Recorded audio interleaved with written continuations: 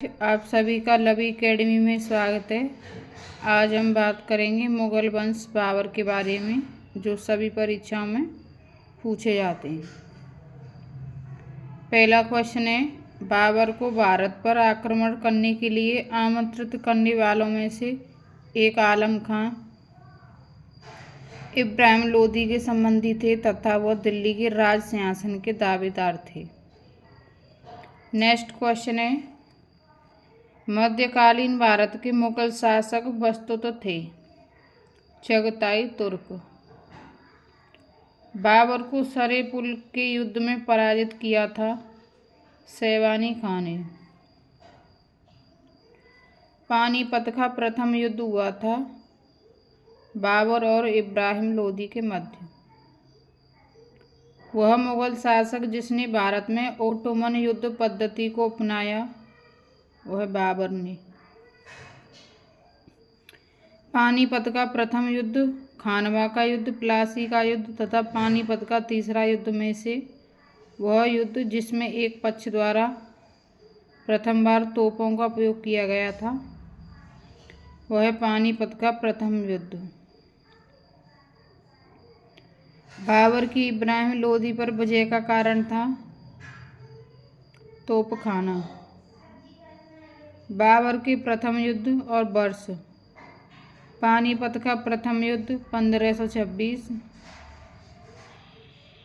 खानवा का युद्ध 1527, घाघरा का युद्ध 1529, चंदेरी का युद्ध 1528। बाबर के भारत में आने के फलस्वरूप इस क्षेत्र में तैमूरी तिमुरिद राजवंश स्थापित हुआ। युद्ध में तोपों की शुरुआत हुई। वह युद्ध जिसमें बाबर ने जिहाद की घोषणा की थी वह खानवा का युद्ध। पानीपत के युद्ध में बाबर की जीत का मुख्य कारण था उसकी सैन्य कुशलता। मेवाड़ का राजा जिसे 1527 ईस्वी में खानवा के युद्ध में बाबर ने हराया था वह राणा सांगा। नेक्स्ट क्वेश्चन है, बाबर ने सर्वप्रथम पादशाह की पदवी धारण की थी काबुल में। अगला क्वेश्चन, वह मुगल सम्राट जिसके जीवन से धैर्य व संकल्प से सफलता की शिक्षा मिलती है वह जहीरुद्दीन मोहम्मद बाबर के। बाबर के साम्राज्य में सम्मिलित थे पंजाब, काबुल एवं आधुनिक राजस्थान का क्षेत्र। अगला क्वेश्चन है, बाबर ने अपने बाबरनामा में जिन हिंदू राज्य का उल्लेख किया है वह है मेवाड़ एवं विजयनगर। तुझे के बाबरी, बाबर की आत्मकथा लिखी गई है तुर्की भाषा में। अयोध्या में स्थित बाबरी मस्जिद का निर्माण कराया था बाबर के सेनानायक मीर बाकी ने। अगला क्वेश्चन है, हुमायूं और शेर शाह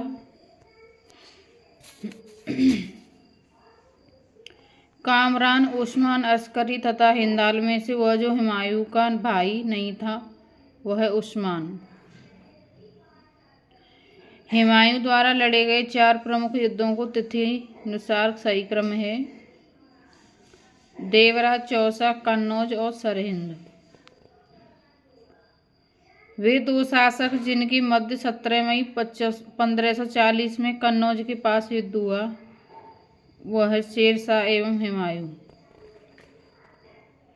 अगला क्वेश्चन है, फरीद जो बाद में शेर शाह सूरी बना ने शिक्षा प्राप्त की थी जौनपुर से।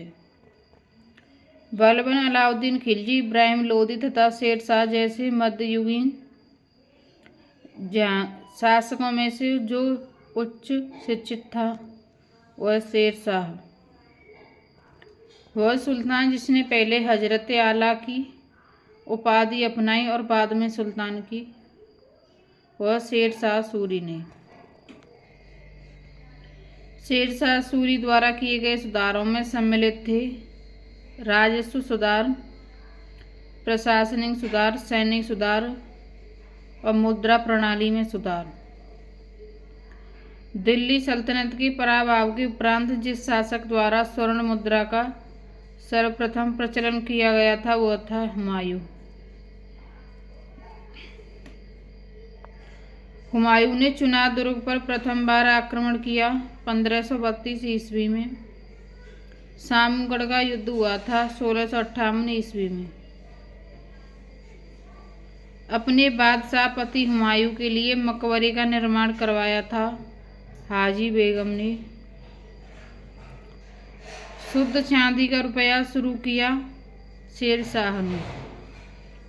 शेरशाह के अंतर्गत तांबे के दाम और चांदी के दाम की रुपया की विनिमय दर थी 64:1।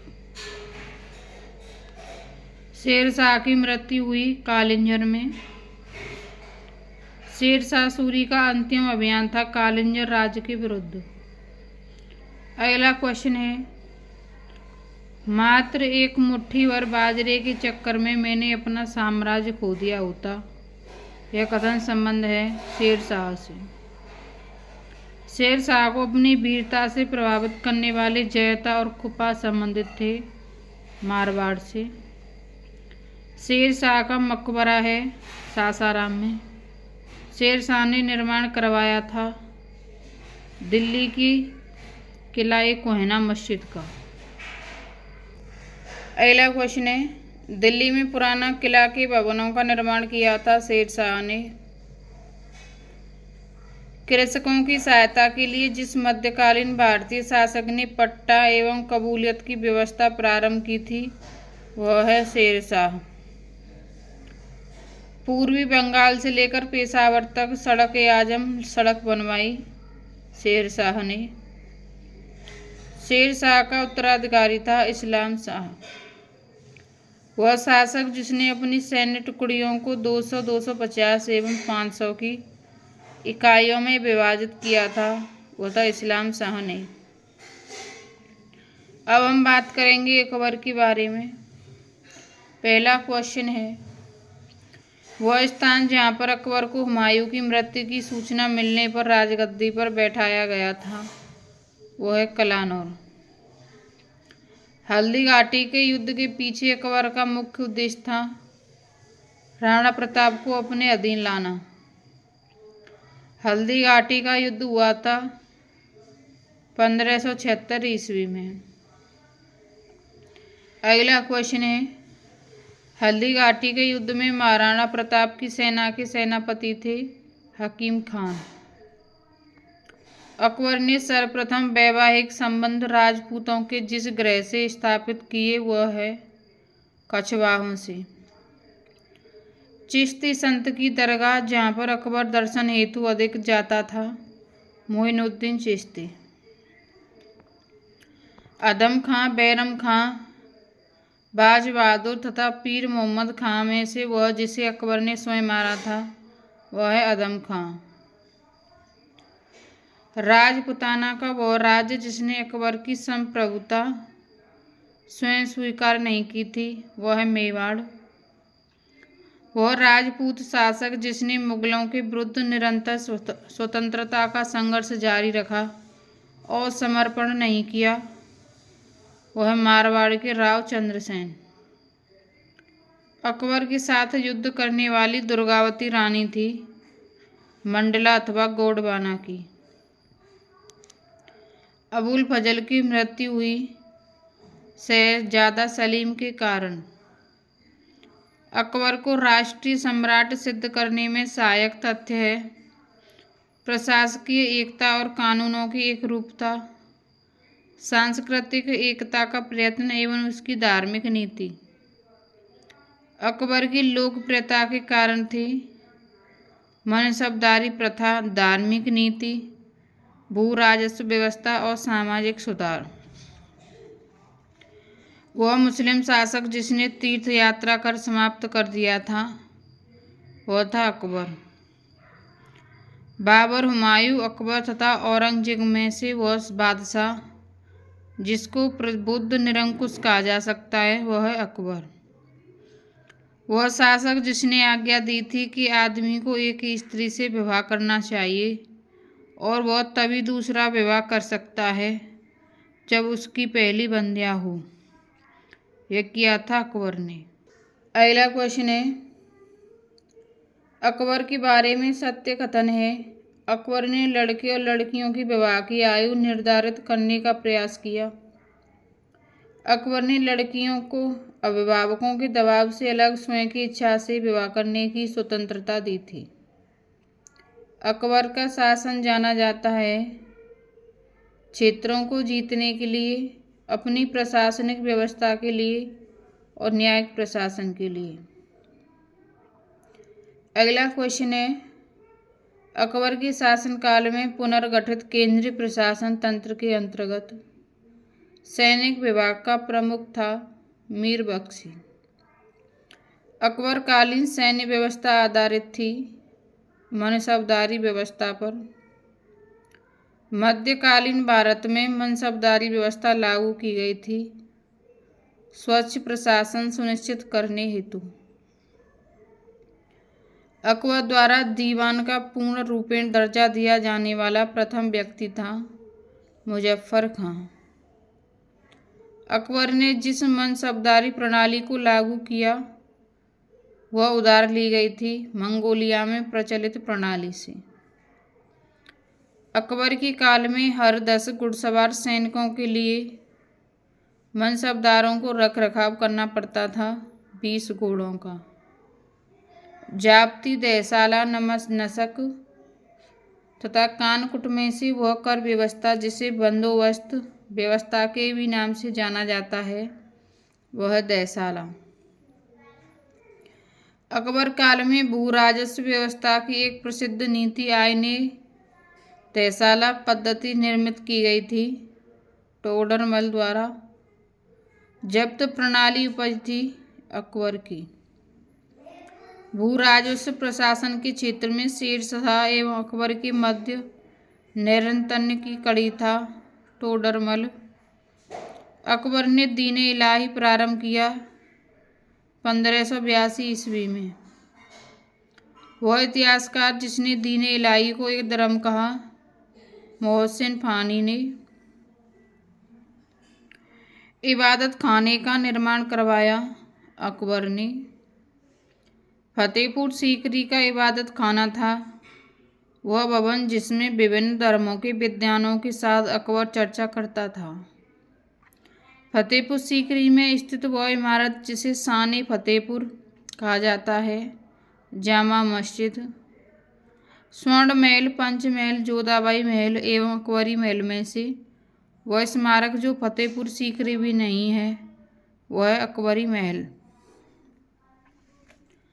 दिल्ली में स्थित वह ऐतिहासिक स्मारक जो भारतीय तथा फारसी वास्तुकला शैली का उदाहरण है वो है हुमायूं का मकबरा। सुलह कुल का सिद्धांत प्रतिपादित किया था अकबर द्वारा। अकबर द्वारा अपनाई गई सुलह कुल सार्वभौमिक शांति तथा भाईचारा की अवधारणा आधारित थी। राजनीतिक उदारता, धार्मिक सहनशीलता तथा उदारवादी सांस्कृतिक दृष्टिकोण पर। वह मुगल बादशाह जिसके विरुद्ध जौनपुर से फतवा जारी हुआ था वह अकबर। अकबर ने बुलंद दरवाजा बनवाया फतेहपुर सीकरी में। जहांगीर, शाहजहां, हुमायूं तथा अकबर में से वह मुगल सम्राट जिसने शिक्षा संबंधी सुधार किए थे वह है अकबर। अकबर द्वारा बनवाई गई श्रेष्ठतम इमारतें पाई जाती हैं फतेहपुर सीकरी में। अकबर के शासन में इलाहाबाद में 40 स्तंभ युक्त मंजिल के निर्माण में 5000 से 20,000 लोगों ने 40 साल तक काम किया था। यह कथन है विलियम फिंच का। अकबर द्वारा बनाई गई वह इमारत जिसका नक्शा बौद्ध विहार की तरह है पंचमहल। जहांगीर महल स्थित है आगरा में। दिल्ली का लाल किला, आगरा का किला, इलाहाबाद का किला एवं लाहौर का किला में से वह किला जिसका निर्माण अकबर के राज्यकाल में नहीं कराया गया था वह है दिल्ली का लाल किला। अब है बादशाह और मकबरे। बाबर काबुल, अकबर का सिकंदरा, जहांगीर लाहौर, शाहजहां आगरा, औरंगजेब औरंगाबाद। अकबर के काल में महाभारत का फारसी अनुवाद जिसके निर्देशन में हुआ था वह थे फैजी। अब्दुल कादिर बदायूनी, अबुल फजल, निजामुद्दीन अहमद तथा शेख मुबारक में से वह जिसने महाभारत का फारसी में अनुवाद किया था वह अब्दुल कादिर बदायूनी ने। महाभारत के फारसी अनुवाद का शीर्षक है रज्मनामा। वह जो अकबर की इच्छा अनुसार रामायण का फारसी में अनुवाद किया था वह अब्दुल कादिर बदायूनी। मोहम्मद हुसैन, मुकम्मल खां, अब्दुल रसमद, मीर सैयद अली में से वह जिसे सम्राट अकबर द्वारा जरी कलम की उपाधि प्रदान की गई थी वह मोहम्मद हुसैन। जैन साधु जो अकबर के दरबार में कुछ वर्ष रहा और जिसे जगत गुरु की उपाधि से सम्मानित किया गया था वह था हरविजय सूरी। अबुल हसन दसवंत, किशनदास एवं उस्ताद मंसूर में से वह जो मुगल सम्राट अकबर के समय प्रसिद्ध चित्रकार था वह था दसवंत। इंग्लैंड की रानी एलिजाबेथ प्रथम का समकालीन भारतीय राजा था अकबर। भारत का वह शासक जिसने शासनकाल में ईस्ट इंडिया कंपनी का गठन हुआ वह बादशाह अकबर। वह मध्यकालीन भारतीय लेखक जिसने अमेरिका की खोज का उल्लेख किया है वह अबुल फजल। अकबर के दरबार में आने वाला पहला अंग्रेज व्यक्ति था रॉल्फ फिंच। अकबर के शासनकाल की प्रमुख घटनाओं का व्यवस्थित क्रम इस प्रकार है। जजिया की समाप्ति, इबादत खाना का निर्माण, महजर पर हस्ताक्षर, दीन-ए इलाही की स्थापना। अकबर ने बंगाल तथा बिहार को मुगल साम्राज्य में मिलाया 1576 ईस्वी में। अब हम बात करेंगे जहांगीर के बारे में। पहला क्वेश्चन है 2 अस्पा एवं सिंहस्पा प्रथा शुरू की थी जहांगीर ने। मुगल मनसबदारी व्यवस्था के संदर्भ में सत्य कथन है। जात एवं सवार पद प्रदान किए जाते थे। मनसबदारों के 3 वर्ग थे। मुगलों एवं मेवाड़ के राजा के मध्य चित्तौड़ की संधि जिस शासक के शासनकाल में हस्ताक्षरित हुई थी वह है जहांगीर। ईस्ट इंडिया कंपनी ने जहांगीर के दरबार में पहले भेजा था हॉकिंस को। जहांगीर के दरबार में ब्रिटिश शासक जेम्स प्रथम का राजदूत था थॉमस रू। जहांगीर ने खान की उपाधि से सम्मानित किया था हॉकिंस को। मुगल सम्राट जहांगीर ने इंग्लिश खान की उपाधि दी थी विलियम हॉकिंस को। कैप्टन हॉकिंस के संदर्भ में सही कथन है। यह तुर्की भाषा का बहुत अच्छा ज्ञाता था और वह 1608 में भारत आया। इंग्लैंड के जेम्स प्रथम के राजदूत सर थॉमस रो भारत आए थे 1615 ईस्वी में। भारत में इंग्लैंड का वह दूत जो जहांगीर के पीछे अजमेर से मांडू आया वह था थॉमस रो। जहांगीर ने थॉमस रो को मिलने का अवसर दिया था अजमेर में। विदेशी यात्रियों के भारत आने का कालानुक्रम है Ralph Fitch, William Hawkins, Nicholas Downton, sir Thomas Roe. एक डच पर्यटक जिसने जहांगीर के शासनकाल का मूल्यवान विवरण दिया है वह था फ्रांसिस्को पेलसर्ट। वह मुगल शासक जिनका मकबरा भारत में नहीं है वह जहांगीर एवं बाबर तथा बहादुर शाह जफर। मुगल चित्रकला अपनी पराकाष्ठा पर पहुंची थी जहांगीर के राज्यकाल में। जहांगीर ने नादिर उज जमा की पदवी दी थी अबुल हसन को। वह चित्रकार जिसे नादिर उल अस्त्र की उपाधि प्रदान की गई थी मंसूर जहांगीर के दरबार में पक्षियों का सबसे बड़ा चित्रकार था मंसूर।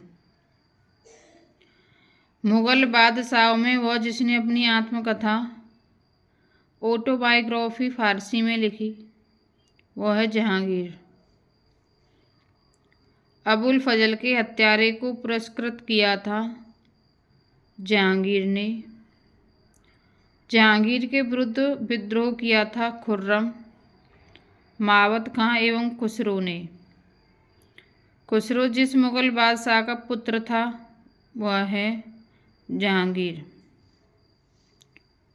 नूरजहां गुट जुनता दल के प्रमुख सदस्य थे। एतमादुल्ला या मिर्जा गियास बेग नूरजहां का पिता, असमत बेग नूरजहां की माँ, आसफ खां नूरजहां का भाई एवं शहजादा खुर्रम शाहजहां। एतमादुल्ला का मकबरा आगरा में बनवाया था नूरजहां ने। प्राचीनकारी पेट्रा ड्यूरा संबंधित है। दीवारों में अर्धकीमती पत्थर जड़कर फूलों की नक्काशी करना। अब देखेंगे निर्माता और स्मारक। बाबर जामा मस्जिद संभल, हुमायूं दीन पनाह, अकबर जहांगीरी महल, जहांगीर अकबरी मकबरे को पूर्ण करवाना, गोविंद महल जो हिंदू वास्तुकला का अप्रतिम उदाहरण है, यह स्थित है दतिया में। अगला क्वेश्चन है, अब देखेंगे शाहजहां के बारे में। ईरान की शाह और मुगल शासकों के बीच झगड़े की जड़ थी कंधार। वह क्षेत्र जिसके निकल जाने से मुगल साम्राज्य को सामरिक महत्व के केंद्र के दृष्टिकोण से एक बड़ा धक्का पहुंचा, वह है कांधार। शाहजहां के बल्ख अभियान का उद्देश्य था काबुल की सीमा से सटे बल्ख और भद्स खां में एक मित्र शासक को लाना। वह कवि जिसने बनारस एवं इलाहाबाद के तीर्थ यात्रा कर की समाप्ति के लिए मुगल बादशाह के सामने बनारस के पंडितों का नेतृत्व किया था, वह कबीराचार्य। मुगल शासक जिसने बनारस के संस्कृत और हिंदी के महान विद्वान कबीराचार्य सरस्वती को राजकीय संरक्षण प्रदान किया, वह शाहजहां ने। वह जो शाहजहां के शासनकाल का राजकवि था वह कलीम अबू जलीह। मुमताज महल का असली नाम था अर्जुमंद बानो बेगम। ताजमहल, लाल किला, पंचमहल तथा शेर शाह के मकबरे में से वह स्थापत्य जिसमें हिंदू तथा ईरानी वास्तुकाल का सर्वप्रथम समन्वय देखने को मिलता है, वह है ताजमहल। वह मुगल बादशाह जिसने दिल्ली की जामा मस्जिद का निर्माण करवाया, वह शाहजहां। वह मुगल बादशाह जिसने साम्राज्य की राजधानी आगरा से दिल्ली स्थानांतरित की, वह शाहजहां ने। अब देखेंगे स्मारक और निर्माता। अलाई दरवाज़ा अलाउद्दीन खिलजी, बुलंद दरवाज़ा फतेहपुर सीकरी अकबर, मोती मस्जिद आगरा शाहजहां, मोती मस्जिद दिल्ली औरंगजेब। दिल्ली के लाल किले का निर्माण करवाया था शाहजहां ने। उपनिषदों का फारसी में अनुवाद जिस मुगल सम्राट के शासनकाल में हुआ, वह थे शाहजहां। शाहजहां ने शाह बुलंद इकबाल की पदवी दी थी दारा शिकोह को।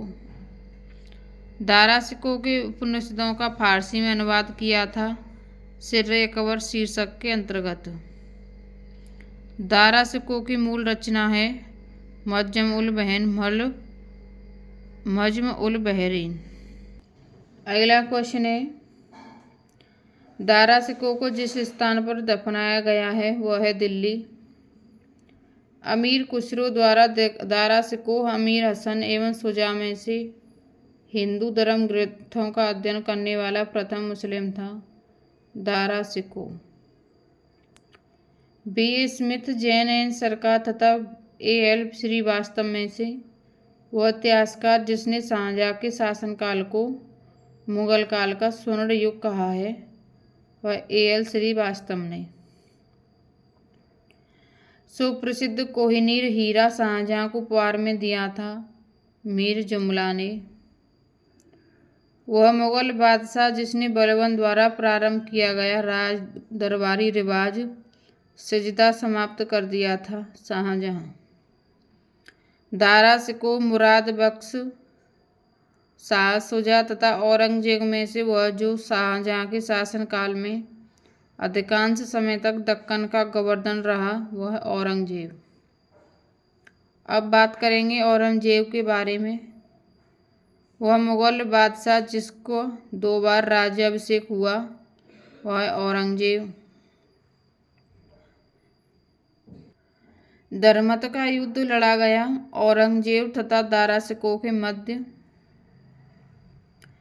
युद्धों का सही कालानुक्रम है बिलग्राम का युद्ध 1540 ईस्वी, सरनाल का युद्ध 1572 ईस्वी, धर्मत का युद्ध 1658 ईस्वी, जजाऊ का युद्ध 1707 ईस्वी।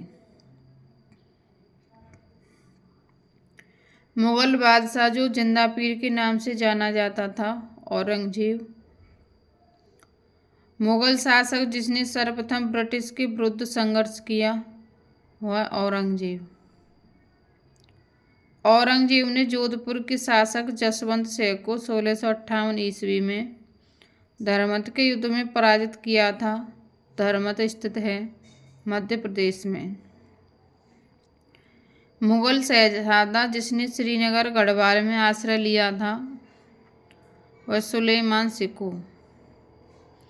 औरंगजेब का पुत्र जिसने विद्रोह करके राजपूतों के विरुद्ध अपने पिता की स्थिति दुर्बल कर दी थी अकबर।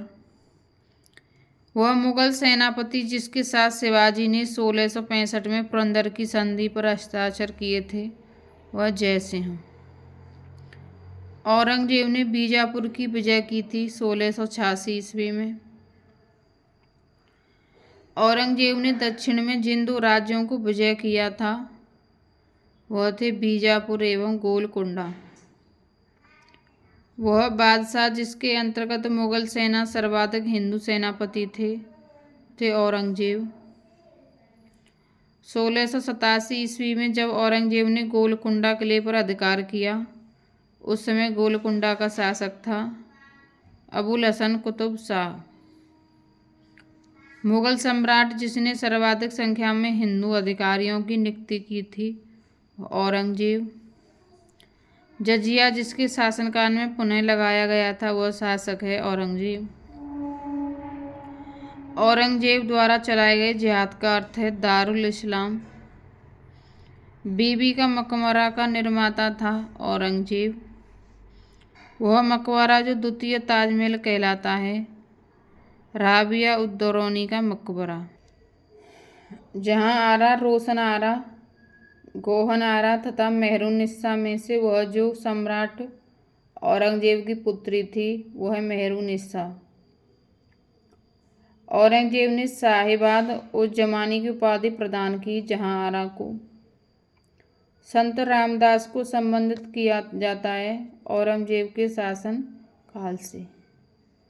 इससे अगले पार्ट में हम बात करेंगे मुगल कालीन प्रशासन के बारे में।